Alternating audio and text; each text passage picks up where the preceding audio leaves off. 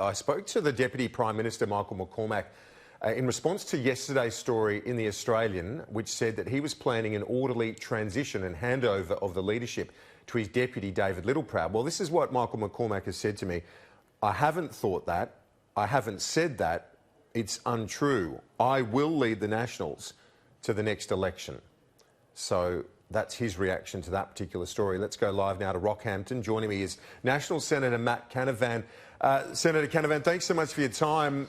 First of all, on that story, a suggestion yesterday that senior members of the coalition were planning an orderly transition and handover of the leadership. Quite clearly, from what Mr McCormack's told me, he hasn't been informed of that. What do you make of that difference of opinion there?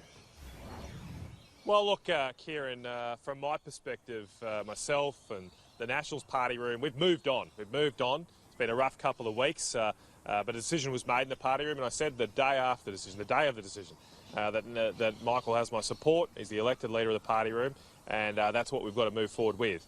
Now, I think it's always the case that it takes longer for the media to move on from these kinds of events than it does political parties, because media loves to keep reporting on it. David Littleproud's a great bloke. He's a nice fella. But Michael McCormack is leader of the Nationals Party, and I expect that to remain so. Well, that's obviously Mr McCormack's view as well. He's responded to that suggestion yesterday in The Australian, but obviously some senior members of the coalition are of a different view. How do we explain that? Well, I haven't heard that from any of my Nationals Party colleagues. I suppose the article said senior coalition sources. I hope it's not Liberal sources. The Nationals Party will determine our leadership. The Nationals Party have made a decision, and we're moving forward with it. And does Michael McCormack have your confidence? Absolutely, and as I said that on the day of the vote. I respect the view of the party room. Obviously, I was up front with having a different perspective. I suffer the consequences of that, and I've done so willingly. Michael has my full support now, and I'm just getting on with the job of being a senator for this great state of Queensland. And so, given that confidence you've got in him, can you rule out supporting another challenge before the next election? Well, I don't see any prospect of that happening. And so what I'm focused on doing now is supporting Michael, supporting the team, and getting on with the job. You don't see a prospect, but can you rule it out? Well, of course, you know, I'm not going to predict events in the future, but I cannot see that happening. Michael has our full support, and we're getting on with it. Why did you think he should have been replaced in the first place? Well, look, Kieran, I went through that at the time. I think we have a huge battle here in particularly North Queensland often. We're the centrepiece of it. We have a lot of people taking a very keen interest in sometimes very small parts of our great part of this country. We had a huge campaign against the Carmichael mine. We've now got a campaign against having one coal-fired power station in North Queensland. We have none in North Queensland, but we just maybe want one. Campaign against that in a small town called Collinsville. And in the light of that, we really do need to fight for it. Now, I think Michael's got that message and he's going to stand up. But obviously Barnaby's a proven fighter as well. We're all part of that team and we're all up for this fight. You've previously said that the Nationals need a leader with the courage to stand up for the forgotten people in rural and regional Australia. Obviously you were referring to the current Nationals leadership, but do you feel the same way about Prime Minister Morrison? Well, look, I'm a member of the Nationals Party. Scott's done a great job as Prime Minister, but I obviously will be forcefully pushing the views of the Nationals Party, particularly the interests here of North Queensland within the coalition. We've got a government that's supported the development of the Adani mine. That's great, but you know, you've just got to be vigilant here, and that's what I'll be. And do you have faith in Scott Morrison's capacity and ability to fight for what's important for your constituents for regional Australia? Well, yes, I do, but of course, if you just rely on one person, well, what am I here for, and why do we have over 100 members of the coalition party room? It's up to each individual member of the party room to make sure their constituents' views come to the forefront of the discussion and debate.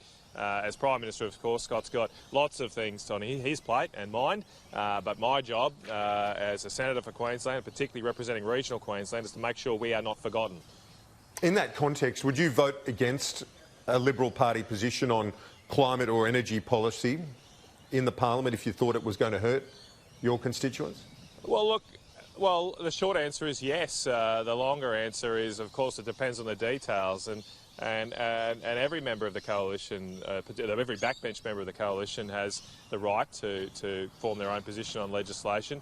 The key thing you said there was, if it's against the interests of my constituents? I would ever only cross the floor if it was a severe issue that was against the interests of the people of Queensland. I have crossed the floor before. I don't do it lightly, though, so it just depends. Now, hopefully it doesn't get to that situation. But, yeah, Kieran, while I'm on the back bench, I'm not intending to take a back seat. I will still forcefully express the views of the people of Queensland, stand up for those views, and things like our great coal industry, that's our nation's largest export, the fact that we still rely on coal-fired power for the vast majority of our electricity across this country, the fact that source of energy is still the predominant source of electricity generation across the world, and it helps millions of people get out of poverty. I'm going to keep forcefully standing up for those things because it's the right thing for Queensland. On a related matter, and I'll ask you more about coal and the Collinsville in a moment, but do you support the Coalition's emissions reduction targets as signed under the Paris Agreement? Yes, I do. I think they're challenging but realistic targets, and I've always said that. I haven't changed my position on that. I've been upfront about that the whole time. Obviously, we need to try and meet them in a responsible way, which we are doing. But I don't think it's right to us to take further unilateral action without other countries moving. That would not seem to make a lot of sense. I didn't think that was right at the election, that the Labor Party were proposing to go almost double our emission reduction targets without any related commitments from other countries to do the same, because that would just be a futile exercise which would cost jobs here, send manufacturing overseas, and possibly make for a worse global situation, because we would still consume all the same products. We would still buy cars, we would still buy flat screen TVs, we'd still buy all these things. They'd just be made overseas, often in poorer environmental conditions and possibly with higher carbon dioxide emissions. What about the suggestion, well, all the states and territories have committed to zero net emissions by 2050. Dozens of countries have done so as well. Is that realistic in your view? Because it's something that Boris Johnson and the Tories are pushing for. Well, I don't really understand how this works, Kieran. How, as a country, can we commit to net zero emissions in 30 years' time when we'll receive our last diesel submarine in 35 years' time? I mean, it doesn't seem to make a lot of sense. I haven't looked at the modelling or costs and benefits of net zero emissions closely because it just seems so fantastical to me. It seems like the kind of things that governments say because they're not doing much today, but they'd like to try and hoodwink people that they might do something in 30 years' time. I mean, it's exactly the same as saying, look, I'm going to lose 10 kilos in 10 years' time, but I'm not going to do anything about it today. I'm not going to go for a jog, or I'm not going to go down to the gym. But trust me, in 10 years' time, I'll do something. I mean, it doesn't really sound real to me.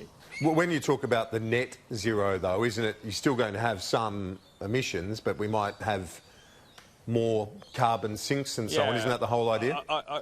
So we're going to spend billions of dollars. Are we going to buy diesel submarines from the French, right?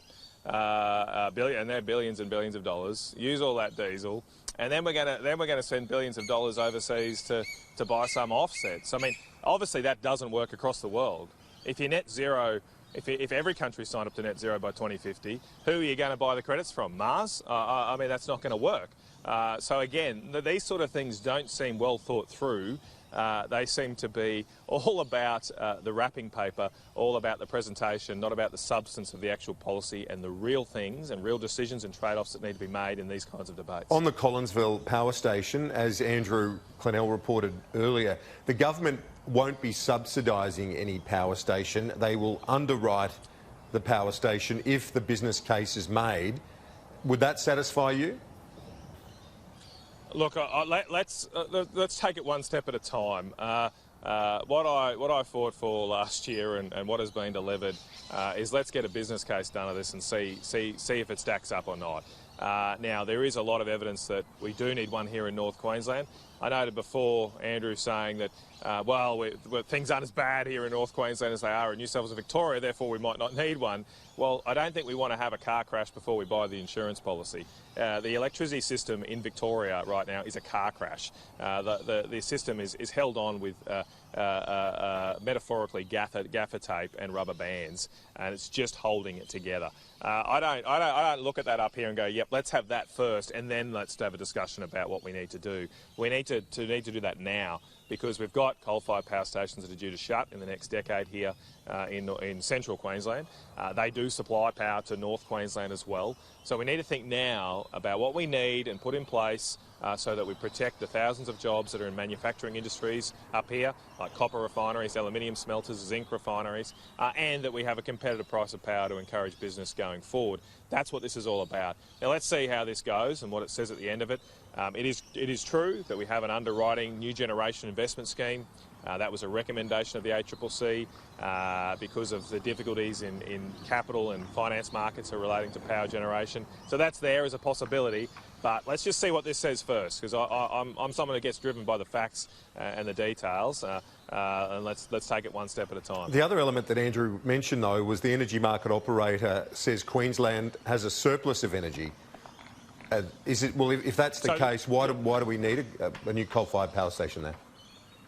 Well, I've already mentioned one reason, because the future is not as bright as the current present, and obviously building something like a coal-fired power station takes a lot of time, so you need to put it in place now, not wait for the disaster to happen. The second reason is Queensland's a very big state, and so it is true that we've got a surplus of power across Queensland. That is not true in North Queensland, though. In North Queensland, we do not have a surplus of power. We're an importer of power from southern Queensland. Because of that, the price of power in North Queensland for businesses is often double or higher what it is in southern Queensland, because we import the power and you have to pay for the transmission losses going up. So that's a massive disadvantage for business in North Queensland, and it's very frustrating for people up here that we've got this high quality coal that we export around the world, but we don't keep some of it here just to use for ourselves and provide ourselves our own cheap power. We pay a lot more for power in North Queensland than Japan does and China does and Korea does with our coal.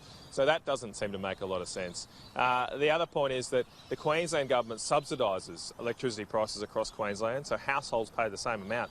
But that costs the Queensland budgets hundreds of millions of dollars a year, money that could be saved if we had power closer to where people use it. You could have more of an influence on that industry if you were in the state parliament. Have you considered putting your hand up and potentially being parachuted in to run for the November election?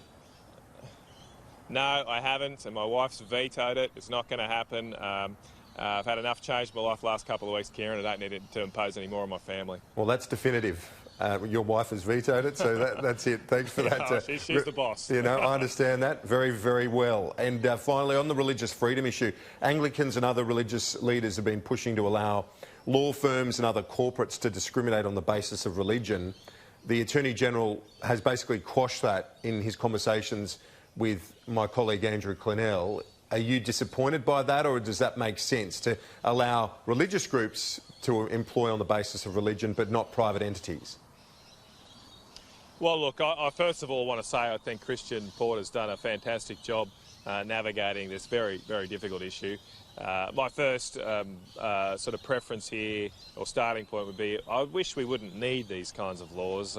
I wish common sense would prevail in our community, and we just be respectful of each other's opinions and views. Now, that has not happened, and there's been a number of high-profile cases where people have been discriminated against because of their religion, and so there is a need to do something like this to deal with those issues. I think we need to be very careful of its ramifications. So at this stage, I generally, and this is still up for consultation, so none of this is definitive. We've been very open-minded and transparent about this, but at this stage I tend to lean towards Christian's viewpoint here, that we want to protect religious institutions, we want to give them the right to freely operate in this country and community, but if you're a private business, I find it hard and difficult to justify discriminating on someone's religion per se. But look, as I say, I'll keep an open mind, and I've always got an open door to people coming in to me, and if they make good points, of course, you change your mind. National Senator Matt Canavan, looks like another beautiful day in paradise. Enjoy it. Thanks for that. Yeah, absolutely. Thanks, mate. Cheers.